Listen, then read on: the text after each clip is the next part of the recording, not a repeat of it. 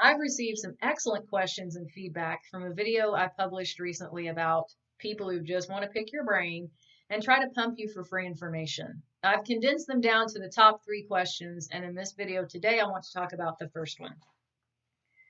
I've been doing free intro calls for a long time. I'm scared that people will be offended if I stop, and I don't know what I would offer instead. So any marketing tactic that you can say you've been doing for a long time, that automatically tells me it needs to be taken out into the cold light of day and reevaluated. Things lose potency and freshness so fast now. I understand it's not fair and it sucks. It means we have to be super creative and on our toes all the time, but that's reality. The human attention span is so short and trends are all over the place at any given time. If you've been doing something for a long time, I'm positive that it's either hit a plateau or it started to go on the downhill slide. You have to be nimble and willing to make changes and make those changes fast. You cannot afford to sit back and go, God, I hope this will start working again. It won't. As Kevin O'Leary says, just take it behind the barn and shoot it and move on. Now, I'd be curious to know when you say, I'm scared that people will be offended, like what offended how and who's going to be offended? I'm not sure what the thinking is there. There's a difference between prospects and clients. A client is someone who has paid you money or is paying you money, period.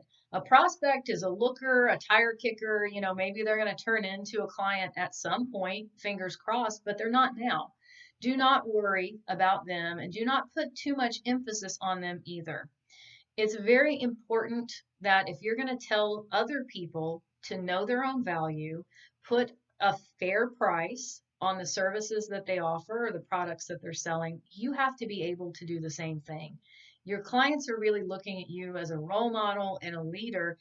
And it's very hypocritical if you tell them you need to value your time. Don't give everything away for free. Don't waste time on tire kickers and goofballs, but then you're not really living the message that you're delivering. You may think that you're hiding it from the world, but I promise you, you're not. And the prospects over here in this pool who aren't clients yet, if your message resonates with them and they see that you're sincere and you're living out exactly what you're talking about and you're successful at it, they're more likely to go through the funnel and become paying clients themselves. So it's really a win-win to make sure that you practice what you preach. And if you're telling other people to value their time and service, you absolutely have to be doing the same thing yourself. I mean, if you're scared that somebody's going to come back and say, well, 3 weeks ago you told me I could have a free call and now I'm finally ready to redeem it, you know what? That's tough. Sometimes in life you have to learn that when opportunity knocks, open the door, because the knocker might go away and you might not have the opportunity again. So it's not your responsibility to bail those people out. Not knowing what you would offer instead. There's a plethora of options out there that you can do instead of the same thing over and over again. If you've not ever read the book Becoming Supernatural by Dr. Joe Dispenza, I highly recommend it. It can really help you go from being sort of in a ho-hum or Eeyore type space about change and saying, okay, I know that change is the only constant. It's going to happen. I have to learn how to live with it, to really embracing the unknown. I can tell you from personal experience, ever since I started doing a morning meditation where I actively invite in the unknown, I actively embrace new possibilities, and I put my trust that those opportunities and possibilities are going to be awesome, it has happened.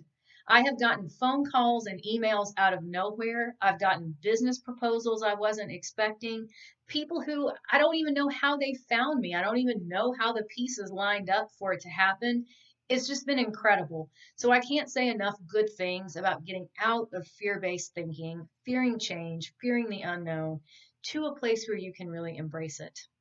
In the next video, I'll cover the other 2 questions. In the meantime, if you have a question of your own or something that I can help you with, PM me on LinkedIn and we will talk about it.